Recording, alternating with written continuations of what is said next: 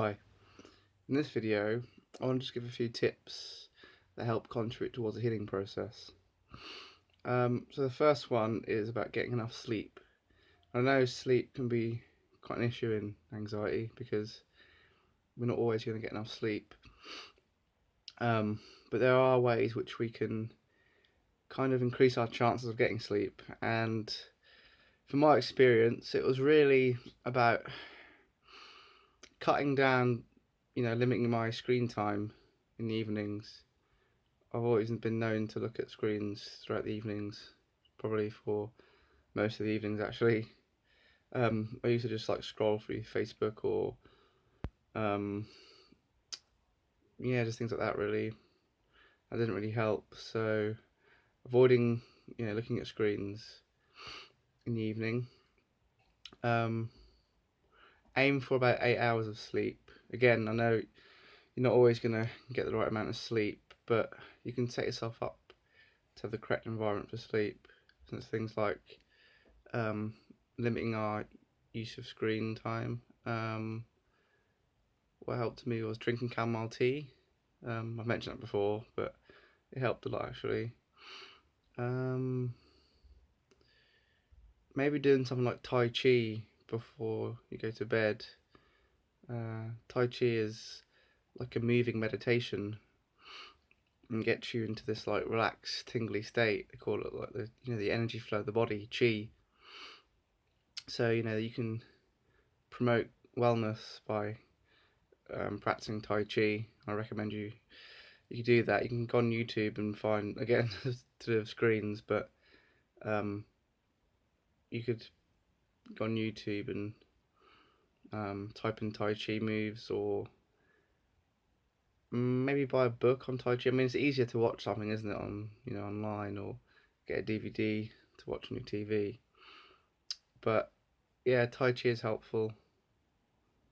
Anything else to promote good sleep?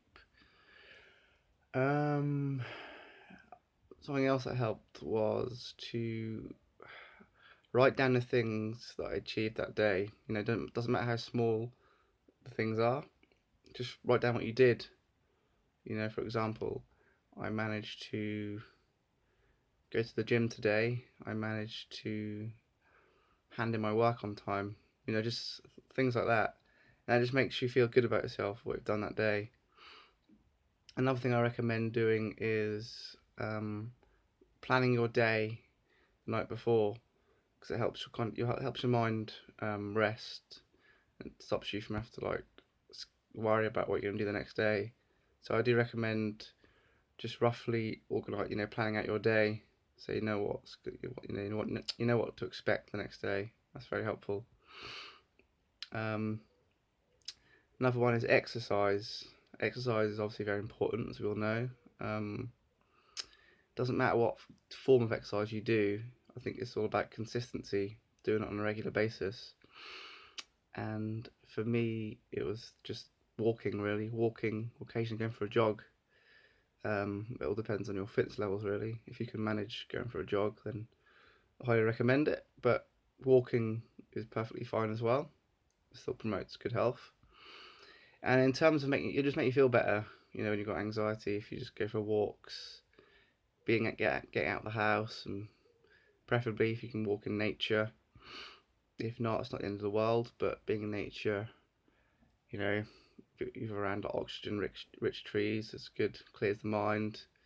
And I find it also, just going for a walk kind of boosts your creativity and boosts your mood, improves your circulation, so it will in turn kind of minimize your symptoms. If you do it on a regular basis, it all adds up, it contributes towards it, to the healing process. So going for a walk is another one.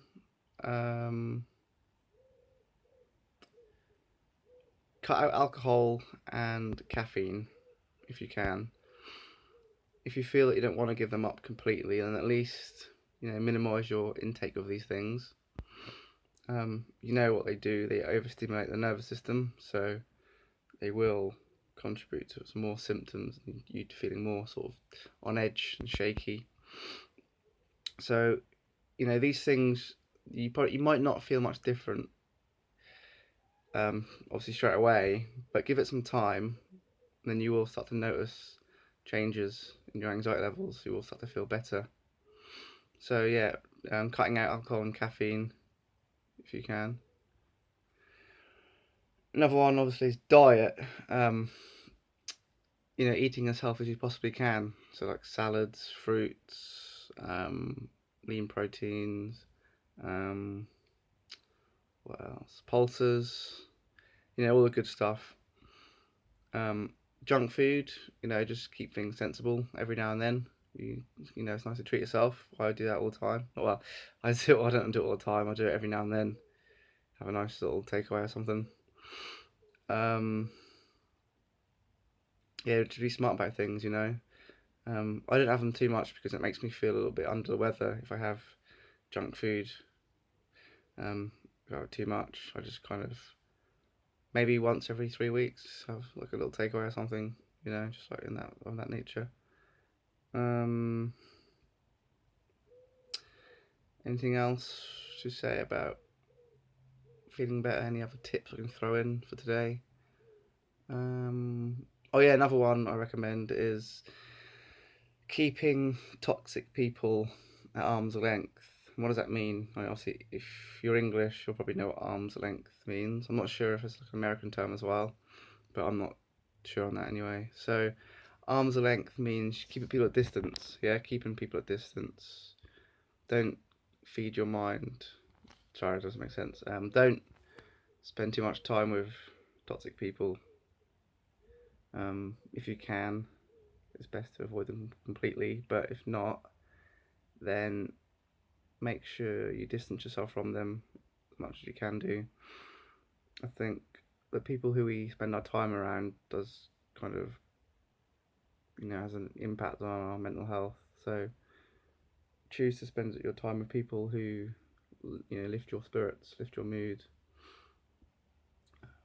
Because obviously you can't point your finger at these people and say, these are the cause of how I feel. This is the blame, but they're not going to make you feel great, are they? If you're going to be subjected to that sort of negativity on a constant basis, then it will rub off on you, because I've experienced it myself. So yeah, just be selective in who you spend your time around. Obviously, if it's people like work colleagues or boss or anyone else like that, then just don't get too involved. Don't take things too seriously or personally. And I recommend adopting like a powerful mindset. Like kind of a different perspective where you shift it from being the victim to having compassion, having an understanding of why they're like that. Not everyone wakes up and suddenly becomes an arsehole, negative, toxic person. So there's always a reason behind it. And I think that's it for today. I hope this can help you. And I will see you again next weekend. I plan to do a video every Saturday and Sunday from now on, because I was getting out of the swing of things. You probably noticed quite recently I haven't really done much videos.